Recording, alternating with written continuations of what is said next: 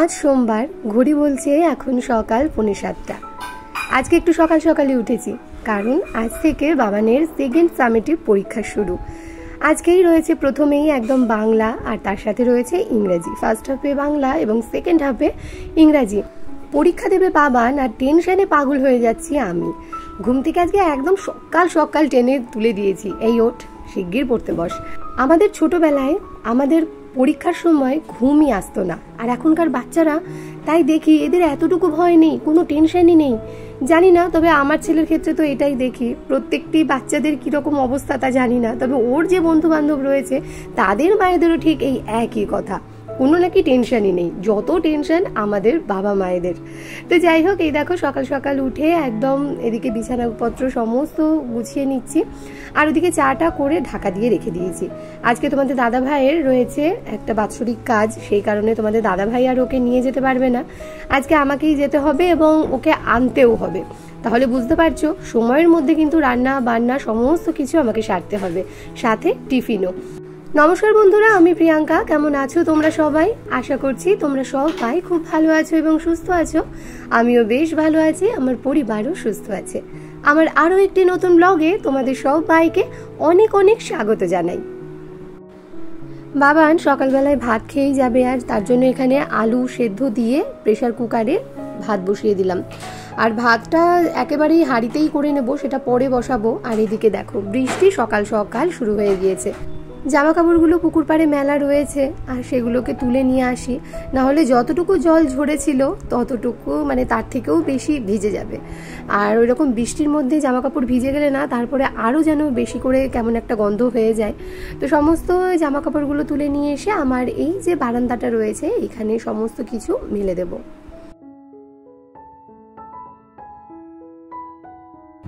সকালের রুটির তরকারিটা আগেই করে নামিয়ে নিয়েছি, আর এইবার কিছুটা পটল ছিল, খুব বেশি নয়, ওই 250-300 গ্রাম মতন পটল ছিল। তো সেই পটলগুলো না ভাবলাম কি করি, একটু হলুদ হলুদ মতন হয়েও গেছে। তো সেইগুলোকে এরকম বীজ ছাড়িয়ে নিয়ে একদম মধ্যেখান থেকে কলম ছাট দিয়ে টুকরো করে নিয়েছি।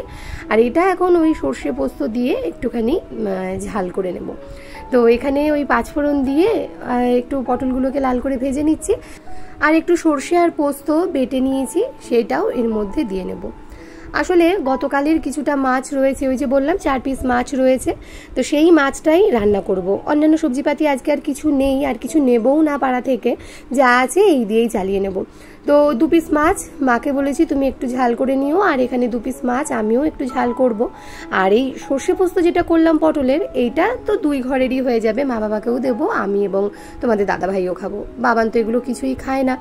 আর গতকাল বাবান যেহেতু ওই বাবা চিকেন দিয়ে গিয়েছিল, সেটা দিয়েই রাত্রে রুটি খেয়েছে, তাই ওর যে মাছটা ছিল, মাছের ঝোল করে রেখেছিলাম, সেইটা ও আর খায়নি, দুপুরেই যা খেয়েছিল। তো সেইটা দিয়ে গরম করে রাখলে আজকে দুপুরবেলায় স্কুল থেকে এসে বাবান ওটা খেয়ে নেবে।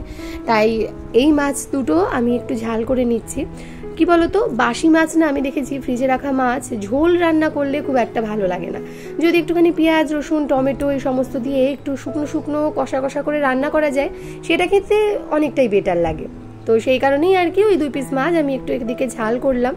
আর তোমরা তো জানোই আমার শ্বশুর শাশুড়ি খাবেন না পেঁয়াজ রসুন দেওয়া, তো ওনারা একটু আলাদা করে নেবেন। আমি আলাদা করে দিতে পারতামই, 2 পিস মাছ কোনো ব্যাপার নয়, কিন্তু একটু যেহেতু তাড়াহুড়ো আছে, এদিকে ভাত করতে হবে, বাসন কোসন সমস্ত মেজে কষে রেখে ঘরদোর পরিষ্কার করে নিয়ে একদম 10:30টার আগেই আমাকে বেরোতে হবে, যেহেতু আজকে 11টা থেকে পরীক্ষা। আর প্রথম দিন একটু তাড়াতাড়ি আমাকে যেতে হবে, অন্তত 10:30টার আগে। একটা জিনিসে বাঁচোয়া, সেটা হলো সিট নাম্বারটা স্কুলে গিয়ে জানতে হবে এমন কোনো ব্যাপার নয়। এখন তো একদম ফোনেই আগের দিনকে জানিয়ে দেয় যে কোন রুমে বসবে, রুম নাম্বারটা জানিয়ে দেয়। তো সেই কারণেই আর কি ওটা একটা সুবিধা। তবুও একটু আগেই আজকের দিনটা যাব। তো এই যে এদিকে মাছের ঝালটা রান্না করে নিচ্ছি, ভাতটাও ফুটছে, আর মিনিট 5 মতন ফুটলেই ভাতটাও এদিকে নামিয়ে নেব। এদিকে বাবানের পড়া হয়ে গেছে, আর এখন স্নানটাও সেরে নিল। বৃষ্টিটা এখন থেমেছে, আবার একটুখানি এখন রোদের আভাসও দেখা যাচ্ছে।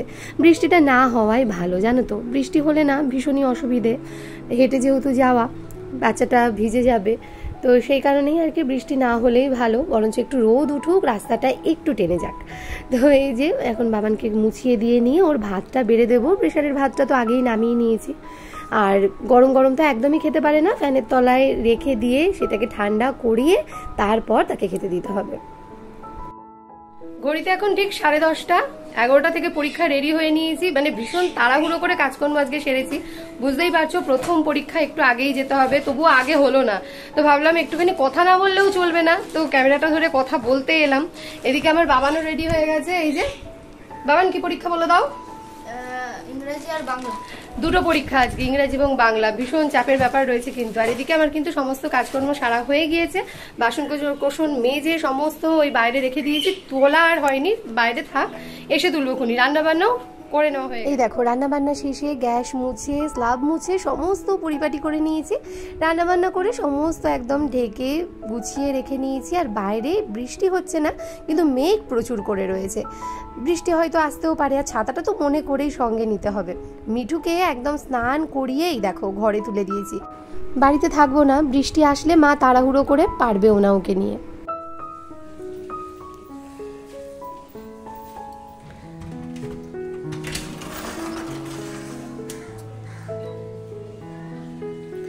ঘড়িতে এখন ঠিক 11:50।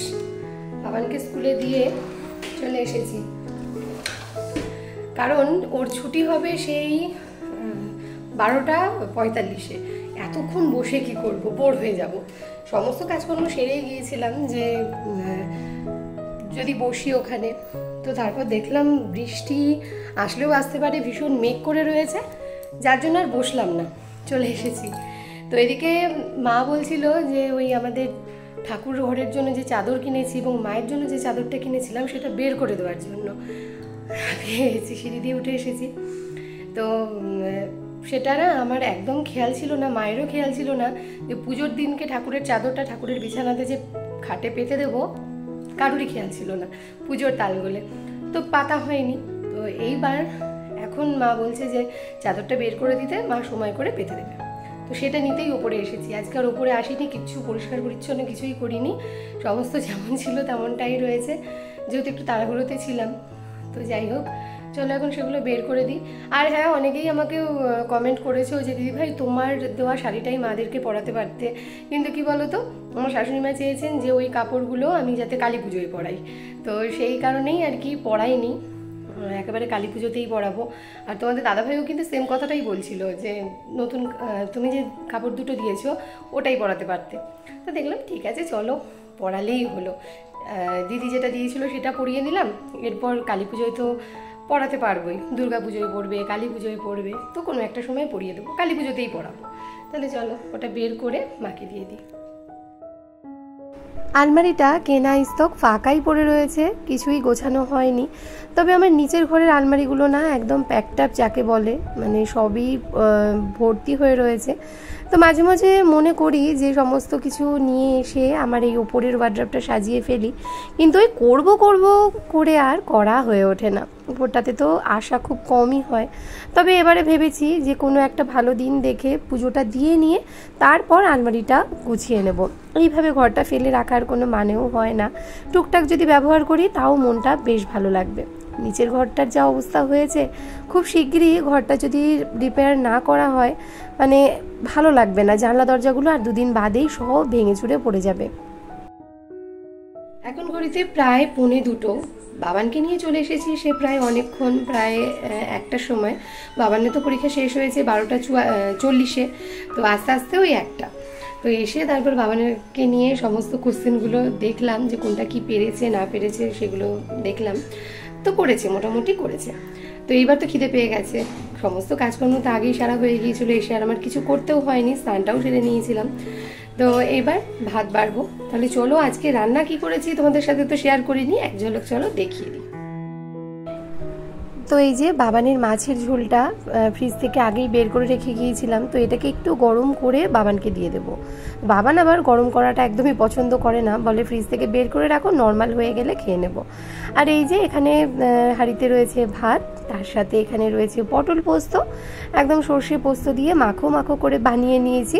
তো এটা খেতে কিন্তু বেশ ভালো লাগে জানো তো, অনেকেই গোটা গোটা পটলে করে, আমি টুকরো করে করে নিয়েছি। আর এই হলো 2 পিস রুই মাছের ঝাল। তো দেখতে কিন্তু দুর্দান্ত হয়েছে, ভীষণই ভালো খেতেও হয়েছিল। দেখো চাটনিটাতে না পিঁপড়ে লেগে গেছে, বাবানের জন্য এটুকু আমি রেখে দিয়েছিলাম, কিন্তু এই পিঁপড়ে লাগাটা ও আর খাবে না, আর ওকে আমি এটা দেবও না। গতকাল রাত্রের এই ভাত কটা রয়েছে, সকালে আর খাওয়ার সময় পাইনি, তবে এটা আমি খেয়ে নেব। ঘড়িতে এখন বিকেল 5:30, আর একটু চা করে নিচ্ছি। তোমাদের দাদাভাই বাৎসরিকের কাজ সেরে এসেছে তখন প্রায় 3:30, আর তারপর ভাত খেয়ে শুয়েছিল, এখন বলছে বড্ড খিদে পেয়েছে। তো এই যে চা করে নিয়েছি, তার সাথে বাবার নিয়ে এসেছে এদিকে চপ আর তার সাথে ফুলুরি। তো এই দিয়ে এখন সন্ধ্যাবেলার জমজমাট চা খাওয়া আর কি। তাহলে চলো চটপট খেয়ে নিই। আগামীকাল বাবানের ইতিহাস পরীক্ষা রয়েছে, আর ইতিহাস আর অঙ্ক এই দুটো সাবজেক্টের পরীক্ষা যেদিনকে রয়েছে সেদিন আর অন্য কোনো সাবজেক্টের পরীক্ষা নেই, একটাই রয়েছে।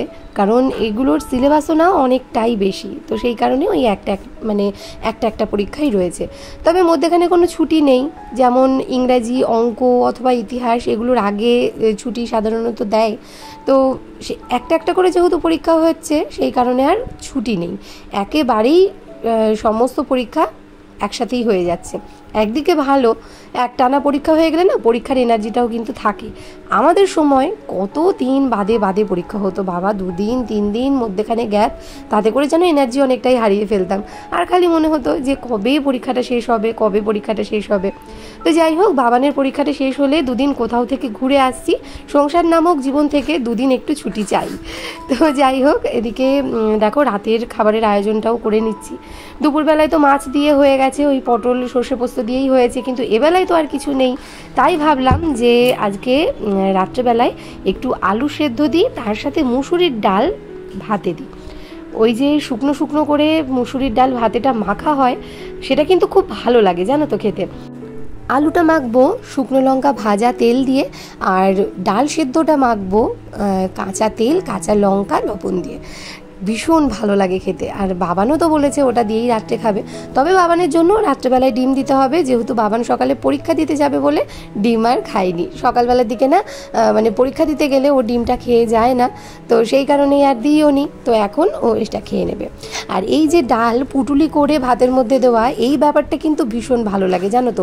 যতই কৌটোই করে দাও অথবা বাটিতে করে সেদ্ধ করো না কেন, এইভাবে কাপড়ে ডাল সেদ্ধ দেওয়ার ব্যাপারটাই আলাদা, মানে এর টেস্টটাই আলাদা। তাহলে চলো আজকের ব্লগটা এখানে শেষ করছি। কেমন লাগলো আজকের ব্লগটা কমেন্টে জানাতে ভুলো না। যারা নতুন রয়েছে চাইলে চ্যানেলটিকে সাবস্ক্রাইব করে পাশে থাকতে পারো। আজকের মতো এইটুকুই, আগামী দিন আসছি নতুন কোনো একটি ব্লগ নিয়ে। তাহলে সবাই ভালো থেকো, সুস্থ থেকো এবং অলওয়েজ হ্যাপি থেকো। আর হ্যাঁ, আমায় মনে রেখো, আমার ভিডিওর অপেক্ষায় থেকো। আজকের মতো টাটা।